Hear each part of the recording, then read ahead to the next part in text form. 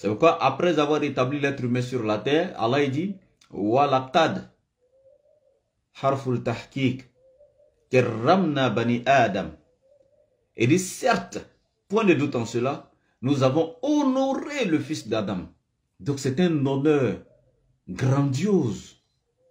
Allah a honoré l'être humain plus que toutes les autres créatures qui sont ici sur cette terre. Karramna bani Adam. Wa hamalnahum fil barri wal bahri. Wa fadalnahum ala kathirin mimma khalaqna. Donc il a honoré l'être humain sur la terre, ça fait un. Deuxièmement, il a élevé l'être humain. Allah, il prend l'être humain entre le ciel et la terre. Nous voyageons, regardez, dans les airs, dans les avions, etc. Nous allons partout, par la permission d'Allah, qui nous a donné cette connaissance pour que nous puissions fabriquer donc ces avions-là. Hein? Allah, il dit que c'est lui qui a donné la connaissance à l'être humain. Iqra bismi rabbika allazi khalaqa. Khalaqal insana min alaq. Iqra wa rabbukal akram. Allazi allama bil qalami.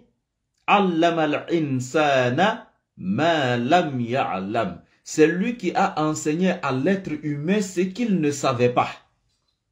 Donc, ces avions, toutes ces nouvelles technologies, etc., ces appareils qui arrivent à voyager dans l'espace, etc. et tout, c'est Allah qui nous a donné donc cette connaissance à l'être humain, à pouvoir donc créer toutes ces choses-là. Regardez un peu dans la sourate Mulk. Awalam yaraw ila toyri fawqahum sofatin wa yakbidna ma yumsikuhunna illa ar-rahman innahu bikulli shay'in basir.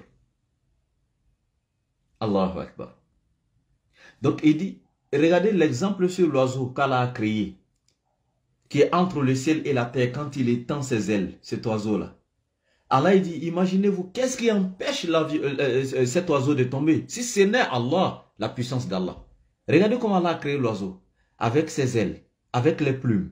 Lorsque l'oiseau éparpille et les plumes, l'oiseau étend ses ailes. Regardez un peu, quand l'oiseau frappe ses ailes, regardez comment l'oiseau se lève entre le ciel et la terre sans tomber. Subhanallah. Donc Allah, il rappelle à l'être humain ici, cette science-là. Et c'est à partir de cette science que l'être humain va s'inspirer pour créer maintenant ces genres d'appareils volants, etc. Quand vous regardez la définition de l'avion, c'est un appareil volant imitant l'oiseau naturel. Avion. Tout simplement. Un appareil volant imitant l'oiseau naturel. Avion. Donc ça, c'est Allah qui nous a donné cette science. Donc, Allah a honoré l'être humain. Donc, il dit encore fil bahari. Donc, il nous prend d'abord sur la terre, fil bahari.